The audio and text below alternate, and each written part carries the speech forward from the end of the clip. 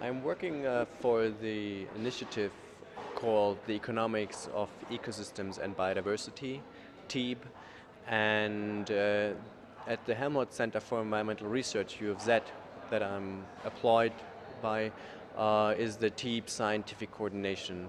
And we work closely together with UNEP, the UNEP TEEB office, and since TEEB is organizing and having quite a few side events here at this COP, I'm in charge of facilitating the side events here at the CBD COP and also making sure that everything is working out concerning this organizational parts of the side events. Do you think CBD is doing enough in terms of putting a monetary value to the economic, to the environmental goods and services? I think the CBD Secretariat itself is a strong supporter of this initiative because we need to integrate and mainstream the value of ecosystems and biodiversity more into the economic decision making, both at the governmental and national level and in the private sector, of course. And the CBD Secretariat is a strong supporter for this, and we are also collaborating with them.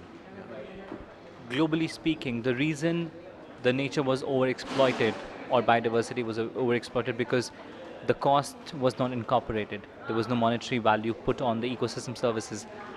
When you start doing that, how much of challenges would you face from the private sector? Because now, if that's considered, they will have to bear the social cost of it.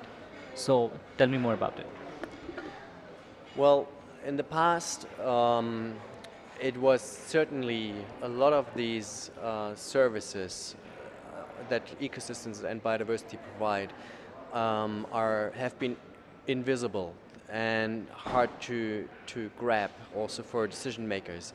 But we have increasingly more knowledge on also their economic value, and this is not meant to create necessarily only markets for ecosystem services. I mean, this is only a very small part of the economics, but it's really about making the value visible also to decision makers that have to need to take decisions on financial and economic matters.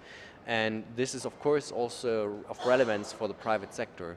So as we are still seeing it today that if you explore ecosystems only for a certain good and for a certain, to maximize a certain service, like if you only look at productivity of one certain good, then you degrade other services. And often other stakeholders involved in using these ecosystems are negatively impacted, so-called negative externalities. Yes, and taking these into account is a major challenge that we have to take into account for future steps and how we should direct our efforts at. Yeah. Next. So far, how actively the systems, the government systems and the private systems have been able to incorporate this concept of placing of value to the economic goods and services? Well, there is this example of Puma. The company looked at the supply chain of the products that they produce and tracing it back to the sources and looking at where are different impacts on ecosystems and biodiversity. And that was the first step to really go the whole way from the source of the resources to the consumer where it is bought. And then that is, to our knowledge, the first company that really did it along the entire chain. And we need more of this to make really create knowledge and awareness of where are the biggest impacts in order to know where we can reduce the impacts and where also consumers have a choice which has an impact on how big the footprint, the ecological footprint is of the products they consume. Yeah. Now let's talk about value and price. So previously we had zero monetary dollar value on economic goods and services. Now we've started putting some value. But don't you think we would always run into the risk of undervaluing it or underpricing it?